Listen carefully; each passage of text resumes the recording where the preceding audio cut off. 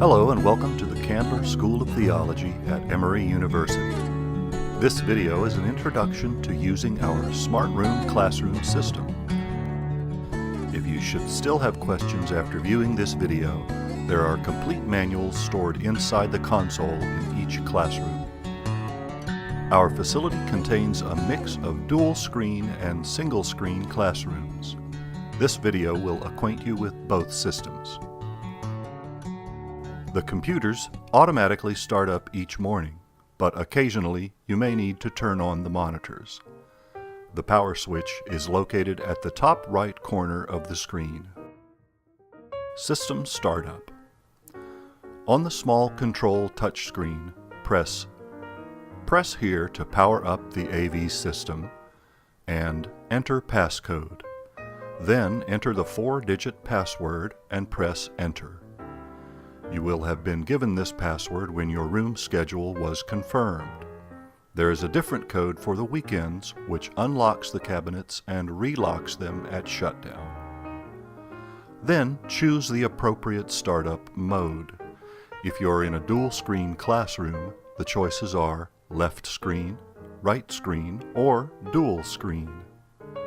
So take a moment to review your lesson plan and choose the appropriate one.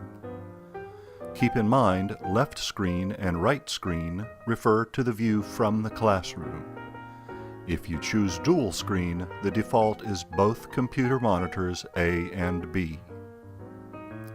Check to see that the highlights are not shining on the projection screens.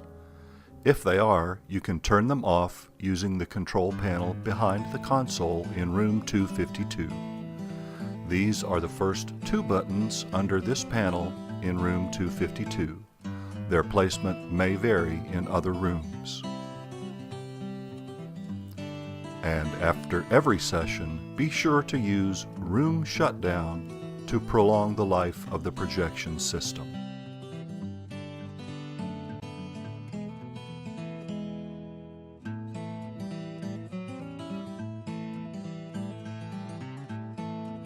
Open the keyboard drawer at the top of the cabinet to access the keyboard and the mouse. You are provided with a hardwired keyboard and mouse, and also a wireless keyboard to provide for greater flexibility.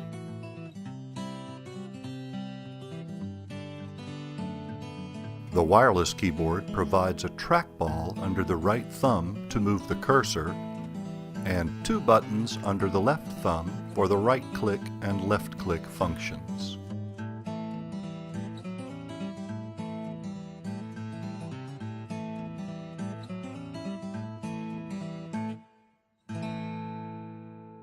The accessory well at the front of the console provides for additional connections.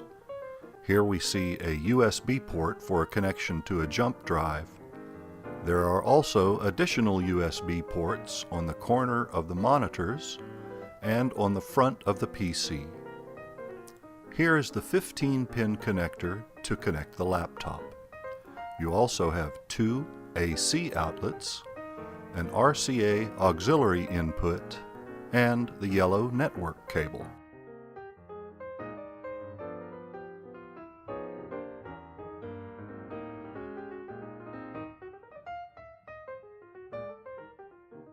The laptop connections consist of a 15-pin video connector and a mini jack to connect to the headphone jack or audio output.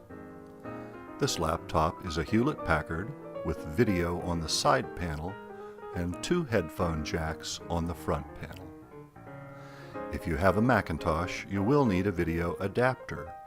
If you do not have your own, contact the media department about borrowing one for your session.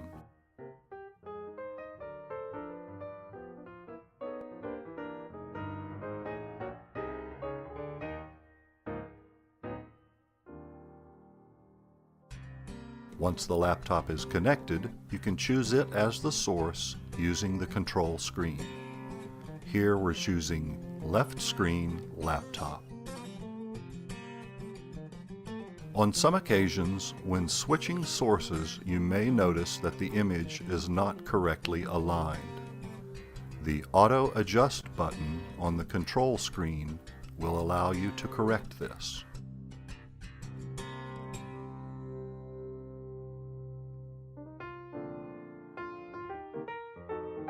You can adjust the volume or mute the audio from the laptop using the controls here. The mute button flashes when activated.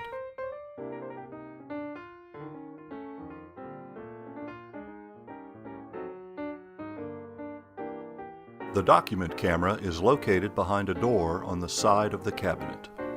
Slide the tray out fully and be sure to use the handle on the arm to raise and lower the projector head.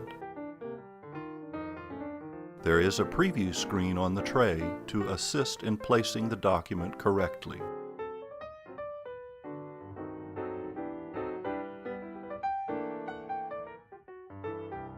Controls on the projector allow you to zoom the image in and out and to allow for different sizes of documents. These controls are also duplicated on the touch panel on the console. Push the button marked Full Control. This takes you to an additional screen seen here.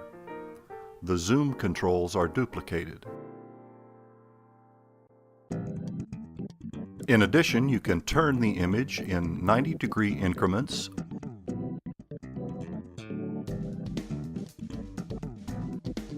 adjust the focus, and perform additional functions. More information can be found in the complete system manuals stored in each console. Each room also includes the ability to play DVD and VHS videos. Open the cabinet to access the unit.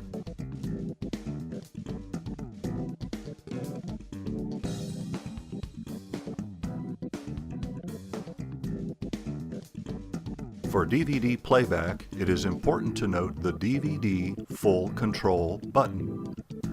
This takes you to another screen, which allows you to access the control menus on DVDs.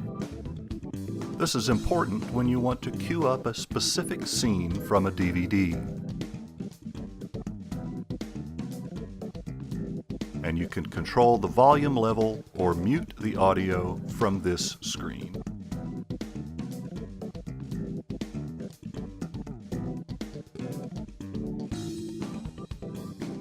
There is a picture mute function which momentarily interrupts the video output to the projector. It is important to note that this does not shut the projector down and should never be used as a substitute for the shutdown function. As always, if you are leaving the system for more than a few moments, be sure to use Room Shutdown.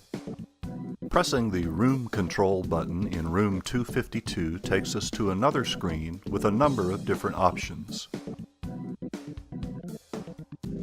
The Mic Controls button gives us level controls for the 4 different microphone options built into the room. The console has a podium mic permanently built in for those who stay close to the console during their presentation.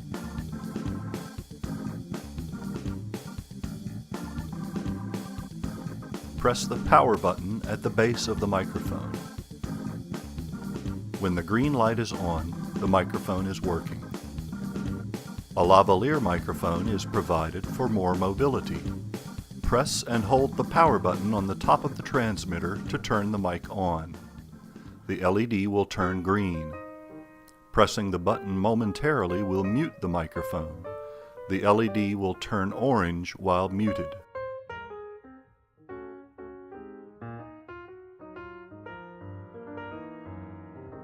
Room 252 provides 3 tabletop boundary microphones. These are ideal for panel discussions and question and answer sessions. These are also provided with a mute function.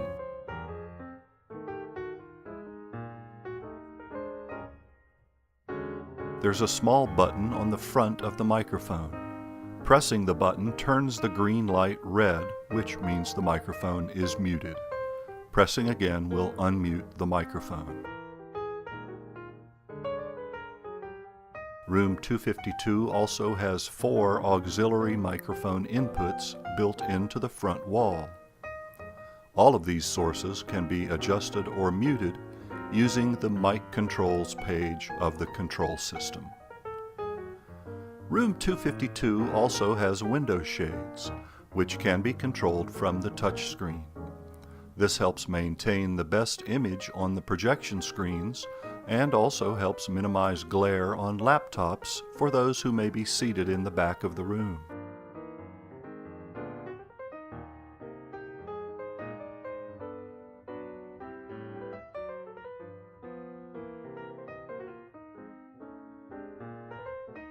The room lighting system has several presets, which you may also find useful. Here are the presets for lecture,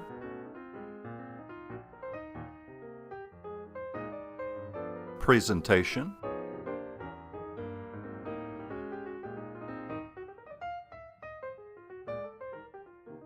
video, and of course, room lights off and room lights on.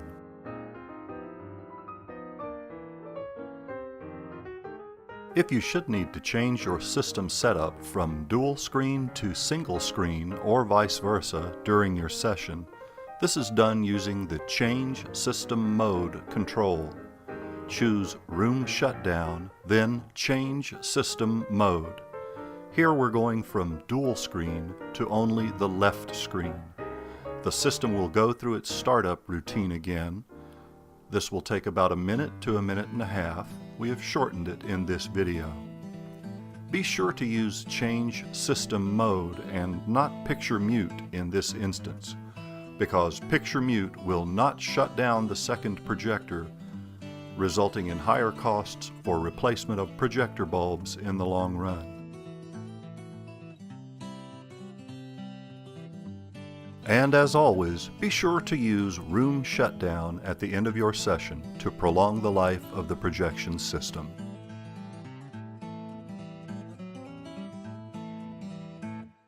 Thanks for watching.